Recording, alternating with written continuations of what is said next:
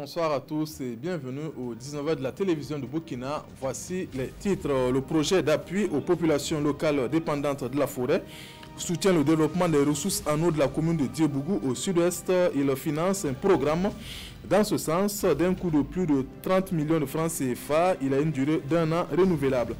Et puis des maris modèles chargés de sensibiliser leurs pères pour un changement de comportement en matière de lutte contre la transmission du VIH-Sida. Dénommée École des maris, c'est une approche qui implique les maris dans la promotion de la santé maternelle et infantile. À Djalgaï, une de ces écoles vient d'être évaluée. Le projet de développement des ressources en eau de la commune de Diebougou a été lancé ce 17 décembre. Il devrait conduire à une gestion efficiente de la ressource eau d'un coût de plus de 30 millions de francs CFA. Il a une durée d'1 an renouvelable. Il est mis en œuvre grâce au projet d'appui aux populations locales dépendantes de la forêt. Reportage Oumarou Sagnon et Abouakar Traoré.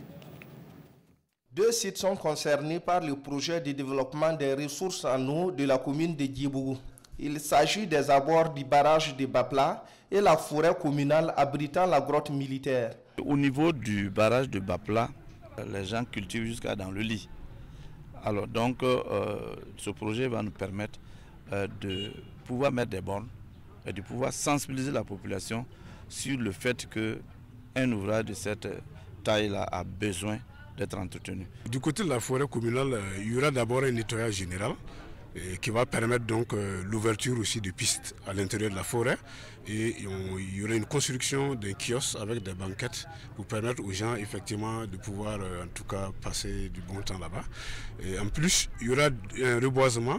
Le projet de développement des ressources en eau de la commune de Diebougou doit permettre d'améliorer les conditions de vie des populations vivant autour des 2 sites. Les bénéficiaires participeront à la gestion, d'où leur impatience de voir le projet mis en œuvre. Je pense que le projet est bienvenu. Ce qu'il a dit ici, si ça s'est bien passé comme ça peut vraiment sauver les barrages. D'un coût total de 30 900 000 francs CFA, ce projet s'étalera sur une année et mis en œuvre par la commune de Diebougou avec le soutien financier du projet d'appui aux populations locales dépendantes de la forêt PAPF. La commune compte sur une bonne collaboration des populations afin d'atteindre les objectifs du projet, ce qui va favoriser son renouvellement par les partenaires financiers PAPF. Le retour au bilan pour le conseil municipal de l'Europénie à travers un dialogue communal. Le conseil a rendu compte de sa gestion, des échanges qui ont permis aux populations d'apprécier les différentes actions entreprises et aussi de formuler des recommandations. Adama Sanou, Isiaka, Zabré, Sondé. Une journée d'échange avec les populations autour essentiellement des questions d'assainissement, d'eau potable, de santé et d'éducation. Voilà la substance du dialogue communal de l'Europénie. Le bilan de l'exécution des affaires du conseil municipal a en outre été jugé satisfaisant par le bourgmestre de la cité des ruines. Il y a quand même une satisfaction parce qu'on sait d'où nous sommes venus. Parlant des recettes par exemple, et nous avons un taux à mi-parcours qui est très satisfaisant. Dans le domaine transféré, on est à peu près à 90%. Malgré que les fonds ne sont pas effectivement transférés, mais on a exécuté ça. On a des réalisations sur fonds propres qui se chiffrent à près de 40 millions. Malgré ce satisfecit qui se dégage, le maire de la commune reconnaît néanmoins qu'il y a des réalisations qui n'ont pu être achevées, eu égard aux difficultés qui ont jalonné l'exécution du budget communal. Les gens n'acceptent pas payer les taxes. Malgré les sensibilisations, malgré nos sorties. Par rapport aux réalisations, les difficultés, c'est les marchés publics qui suivent un processus. Et souvent, il y a des boulots d'étranglement. C'est ça qui ne nous permet pas de dire aux citoyens, voici ce qu'on a fait pour qu'ils puissent le toucher du doigt. Donc on est obligé de mettre en cours, et que ça ne dépend pas du conseil municipal. Ce dialogue communal, au-delà de la présentation du bilan, a été le lieu de dégager des perspectives pour l'année 2019. Le maire place cette activité sous le signe de la confiance entre le conseil municipal et les citoyens et l'aperçoit comme un bilan d'étape de son mandat. La caravane de la paix au Sahel a pris fin par une conférence. Le thème, l'intégration des communautés et cohésion sociale, creuset de la paix et du développement. L'objectif de ces activités est de promouvoir le brassage et l'intégration entre communautés dans le Liptako Gourma. Bouraïma Kane, Mariama Tamboura et Lazare Sanou. Cette conférence qui retient l'attention des jeunes ici est l'une des activités qui marque la fin de la caravane de la paix de l'Association des jeunes pour le développement du Sahel, avec pour thème intégration des communautés et cohésion sociale pour un développement durable. Elle est une manière pour cette jeunesse de réaffirmer son engagement et surtout sa détermination pour la promotion de la paix dans le Sahel. Les motivations autour de cette caravane, c'est de faire la promotion de la paix à travers le dialogue, la cohésion sociale et amener les gens à vivre ensemble pour que nous puissions avoir la paix, puisque la paix, c'est le moteur du développement. Sans la paix, nous n'avons pas un développement. Gorom Gorom, Falangutu, Titabe, Seba et Seitenga sont des localités que la caravane a sillonnées pour livrer le message de la paix. Un pari gagné au dire des organisateurs. Un bilan satisfaisant, très satisfaisant, vu la mobilisation et l'engagement des populations à travers les communes où nous sommes allés, notamment les engagements, et vu aussi les partenaires, ce qu'ils ont eu à développer avant l'arrivée de la caravane, ça amène la population à s'engager, à lutter, et surtout l'engagement des jeunes pour ne pas se faire enrôler et aussi de vivre ensemble pour une cohésion. Après la région du Sahel, l'association compte aller à la rencontre d'autres OST au Niger pour former une jeunesse transfrontalière unie pour la paix dans le Liptako Gourma. École des maris, voici une approche qui implique les maris dans la promotion de la santé maternelle et infantile. Ces maris modèles sont chargés de sensibiliser leurs pères pour un changement de comportement en matière de lutte contre la transmission du VIH-Sida. À Dialga et dans le Kouritenga, l'action d'une de ces écoles vient d'être évaluée. Presley Kiemtouré et Mahamadi Bedrago.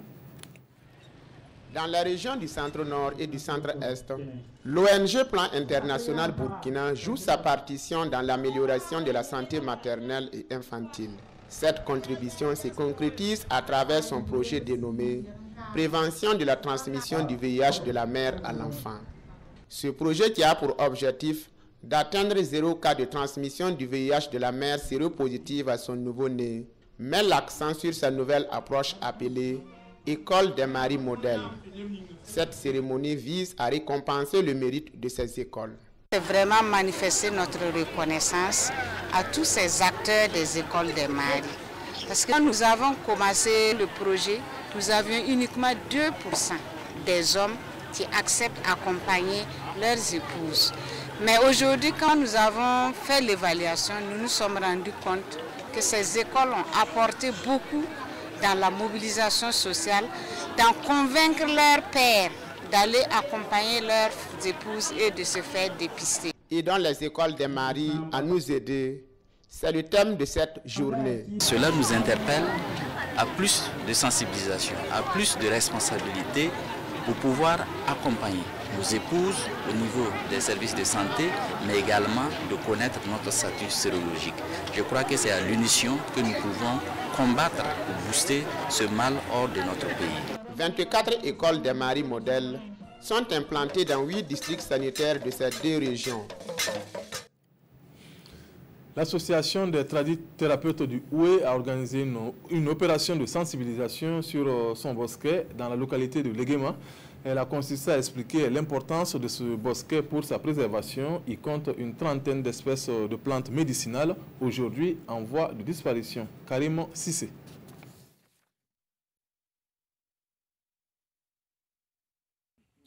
Les saisons sèches riment malheureusement avec les feux de brousse dans certaines localités du Burkina Faso, comme ici à Legma, à quelques encablures de Bobo-Gulasso. Des feux de brousse qui parfois consument tout sur leur passage. Et pour sauvegarder les plantes à vertu médicale, l'association des tradithérapeutes de la province de Oué joue la carte de la sensibilisation. Il y a des gens qui font le spermogramme et puis ils voient que le spermatozoïde c'est très très bas ou bien il n'y en a même pas. Mais chez nous, aux médicaments traditionnels, il y a ces genres de plantes, si on donne, la personne retrouve la guérison totale. Il y a des gens qui viennent chez nous, il y a des gens qui sont paralysés, 25 ans, moi j'ai eu ces cas, 13 ans, 15 ans, plus de ça même. Mais eux tous, là, ils ont retrouvé la guérison. Je demande à tous ceux qui peuvent nous aider financièrement, comme comme matériellement nous aider pour que notre forêt puisse bien marcher plus que ça. Voilà, c'est l'appel que je donne à toutes les personnes qui peuvent nous aider. Et les autorités communales n'ont qu'à essayer de nous voir, de nous aider. Le bosquet de l'association des tradithérapeutes de la province de Houé a été créé en 2002. Il s'étend sur une superficie de 30 hectares et compte actuellement une trentaine d'espèces médicales en voie de disparition. Le nouveau directeur général de la SNC, la Semaine nationale de la culture, est installé officiellement. La passation de charge avec son prédécesseur a eu lieu ce 20 décembre. Bamassa Ouattara prend ainsi désormais les rênes de la Biennale de la culture au Burkina Faso. Martin Zerbo, Ismaël Sartunin Paris.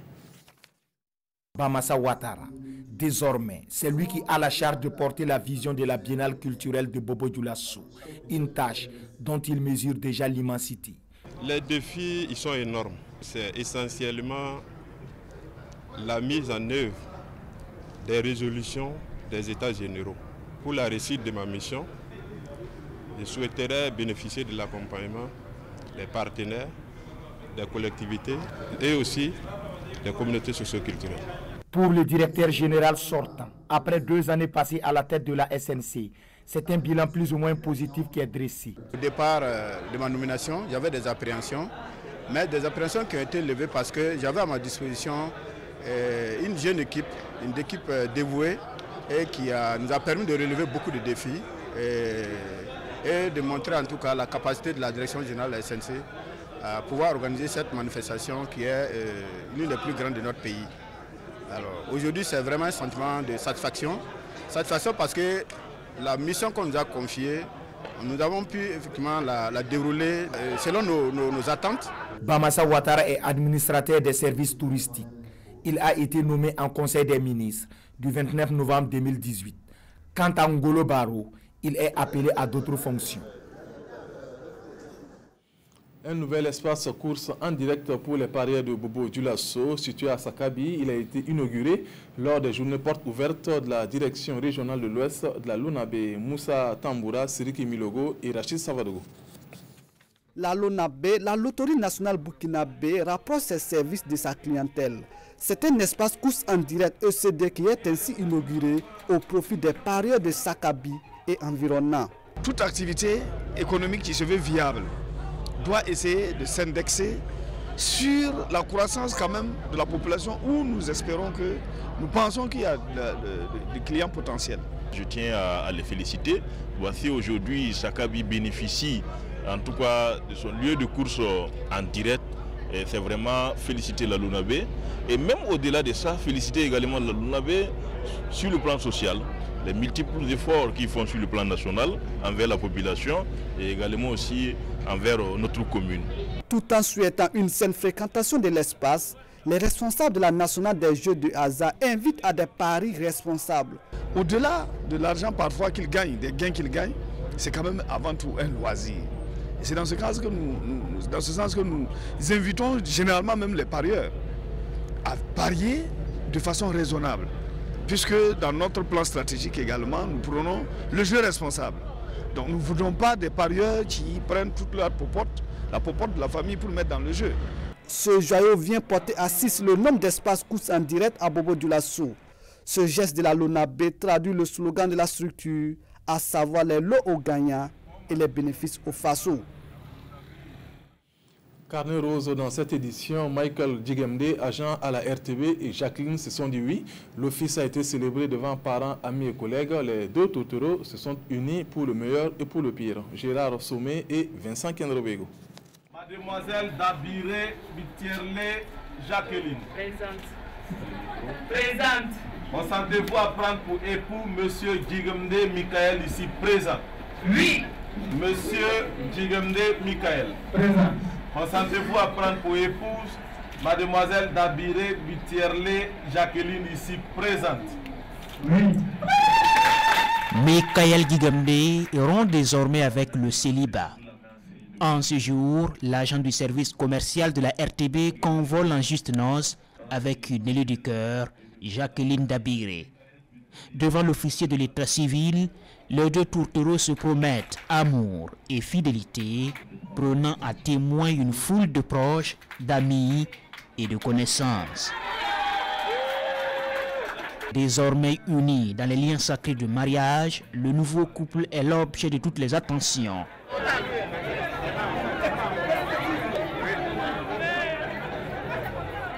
Les deux époux reçoivent les félicitations et les bénédictions pour le long chemin sur lequel ils se sont engagés. Heureux ménage au couple Djigemde. C'est la fin de cette édition. Merci de l'avoir suivi. Le 20h, c'est avec Fousseni Kindo. Bonne suite de programme sur la RTB. Bonsoir.